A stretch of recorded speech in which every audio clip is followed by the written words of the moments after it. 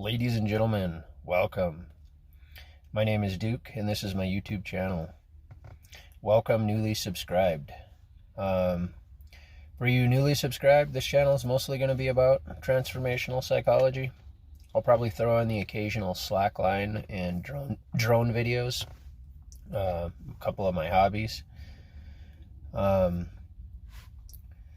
So today I'm going to talk about impermanence. And I'm trying to keep these videos to like 10 minutes. Maybe time goes on, if I start having success with this channel, I might consider doing longer videos. But I think right now I'm just going to try to limit them to, 7 to 10 minutes, sometimes 15 minutes. But I'm going to try to keep them short because I know how short the human attention span is. So, impermanence.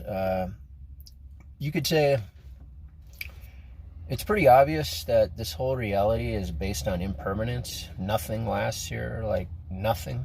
The average human lifespan is like 79 or 80 years old. That's if you don't get in an accident. So that's the reality of birth and death for a human being is you either die of old age and disease, or you get in an accident. There's no way out of those two things. And they usually happen 80, 90 years old. There are exceptions, but for the majority of people, that's kind of how it goes.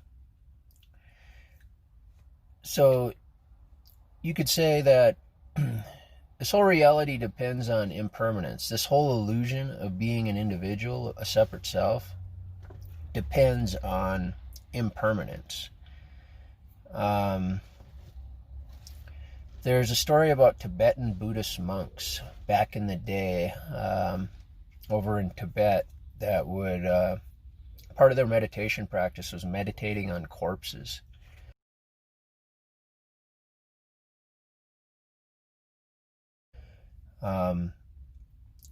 And this would instill in their mind the urgency of practicing enlightenment, how they didn't have any time to waste, that every second to every day should be dedicated to mind training, because they believe that after death one passes through the bardo states, and that there's an opportunity to free oneself from the wheel of birth and death.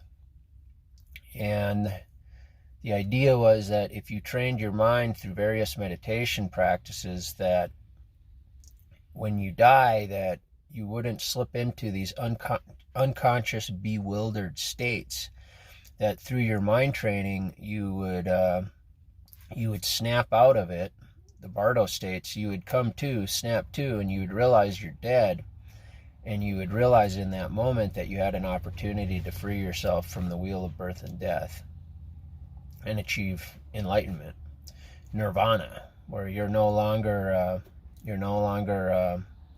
recycled, you're no longer a slave to nature, recycled back into the experience of good and bad, of suffering. Because to live as an individual, it's suffering. Our whole existence is based on suffering. Suffering is what provides the illusion of individuality. If we didn't have suffering and your body was never aged or died, this reality, it wouldn't work. The illusion wouldn't work. It wouldn't provide the illusion of a separate self. It wouldn't provide an escape from eternity. And you could say that's what this whole reality is. It's an escape from who we really are. It's a way we've denied who we really are, and we've checked out of reality, non-time, non-space, and we've checked in to like an insane hotel where the eternal can die. And you could say the real purpose to life is to wake up from the dream of suffering, to become fully conscious, to remember who you are. You could say that's the only purpose. That's the joy. That's the homecoming of the prodigal son that has wandered from his kingdom to be lost in dreams of desolation and death. So let's see here. What I'm getting at is impermanence. It's usually in our everyday life. We don't think about impermanence. And that's why the Buddhist monks trained so hard for it, is to instill in their minds. So in some ways we have to see that there's no time to waste, that this life is an opportunity. It's we have these precious moments in time with this particular biological machine. And this biological machine, this thing we call ourselves, a human being, offers the opportunity to have a transformational effect on our soul, is a way of saying it. There's talk about how the biological machine, the self, what we call ourself, if it can be brought into awakening states, that it has a transformational effect on the soul, on the energy. So what else did I want to talk about? The video game analogy too. It's like if you're playing a video game, and if in the video game you started to believe that you were one of the characters in the video game, and then you started seeking information for who you are, like you forgot that you're the one playing the game, and then as the character in the video game, you started seeking out information within the game. So you went to the scientists within the game, you went to the ministers and the preachers within the game, you went to the psychologists within the game, but everything was part of the simulation.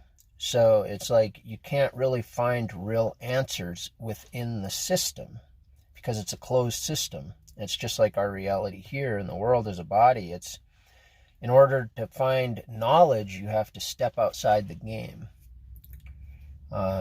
You have to, in a sense, stop time. And that's what various meditation practices are for. And there are tools and methods, which I'm not going to cover in this short video. I just wanted to make a video just to kind of touch base with this subject of the importance of cultivating the awareness of the impermanent nature here. Even if you're not a spiritually minded person into awakening and knowledge, it would still be in your interest to realize that there's not really time to waste. You know, to sit around staring at a TV, like thinking who's president or which puppet is the president, and you know, to waste your time in fear and trivial pursuits and just watching horse shit on a screen, you know, or spending your day hating other people, spending your day in anger and resentment and just, you know, the war between the ears. There's no time for that. It's like this is going to be gone in a flash. We have a unique opportunity here to see our life. So also the importance of seeing our life as a classroom. Most people want to see it as a playground. It's mostly a prison for many. But you can get out of that trap of the prison playground trap, and you can see it as a classroom, an opportunity for higher consciousness, higher conscious work. All right, ladies and gentlemen, I think that's all for today. Impermanence, time is ticking. It's that whole illusion of time thing. Time is ticking, second by second. But remember, time is an illusion. And I will look forward to seeing you on future videos. Thanks for watching, and remember, if you like the content, remember to subscribe and hit that bell so you get notified when I make new videos. I will look forward to seeing you next time. Enjoy.